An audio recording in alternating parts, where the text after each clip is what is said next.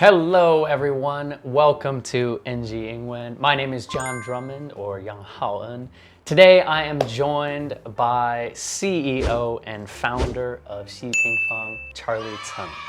So Charlie just finished writing, I want to say your fourth book, is that correct? That's correct. Wow, just finished his fourth book here about the importance of having a coach in your life for learning languages. So welcome, first of all, Charlie. Thank you, John. Yes, my man. So, can you kind of share with our audience a little bit about you? Who is Charlie and what do you do in the world of education? Sure. My name is Charlie, and I was actually born and raised up here in Taiwan, native Taiwanese. First time I actually went abroad was actually at the age of 24. And that was the first time me going study abroad in California. So when I went there, a lot of people actually asked me, where are you from? I'm from Taiwan. No, I'm not asking about your ethnicity.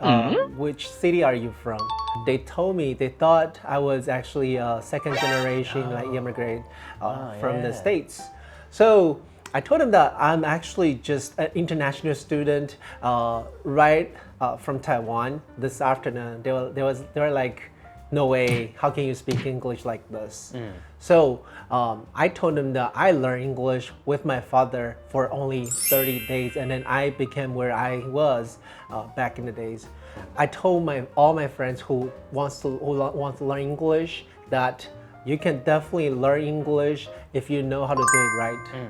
Yeah, absolutely. That's the key right there, if you know how to do it right. And that's true. You've been now kind of spending, I'd say, all of your adult life as a career now, building programs to help students and adults learn how to learn correct. So I kind of want to dive into a few concepts today. Okay. I want the main focus to be about the book because I think you've done so much within the world of education, but a lot of this book shares those stories.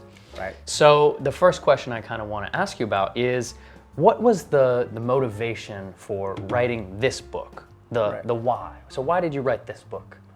Right, like I said, my dad actually helped me learn English in the year of 1998. Ooh. I was about 20 some years ago already. And that was kind of like a miracle to me. Very different experience. I was only 16 years old in high school. So that was a summer vacation. We spent about exactly 30 days, and we do a lot of, like, we call it like a boot camp style. That's right. A boot camp. Intense, very, very intense training. For 30 days, every day we had to learn English for almost 10 hours. So with that 30 days training, my English level went up to almost close to a native speaker. And in memory of that kind of learning experience, like, my father was special coach to me, and I wanted to pass it on to whoever wants to learn English. If you want to learn English, I also want to be the coach for you. Yeah. And this is the reason why I want to share my stories learning English with my father for you. And that kind of leads me into a question about, I was reading through this book and I remember it was talking about kind of these 5 major concepts. Right? Of how to learn effectively on your own. Is that correct? Right. So maybe, do you think you could kind of briefly take us through some of these 5 and kind of maybe help us understand what they mean a little bit more for our audience? Of course. We have 5 really important concepts that when you learn English, if you can follow these concepts, that you can really learn it efficiently.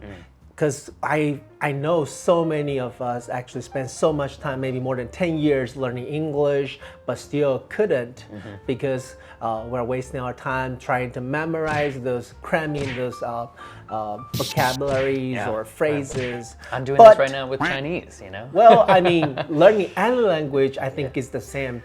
I mean, you gotta have a really good method. And this includes what we have here, the first being the spaced repetition. Right, spaced repetition. That's really important when you learn anything. And the adaptive learning in terms of you want to step out of your comfort zone, not staying always where you're at. Right, very important. Right. And also this fighting against your procrastination. That's a hard. Yeah, getting this as a habit. Learning is actually a habit. If you can keep it a habit, it can keep going.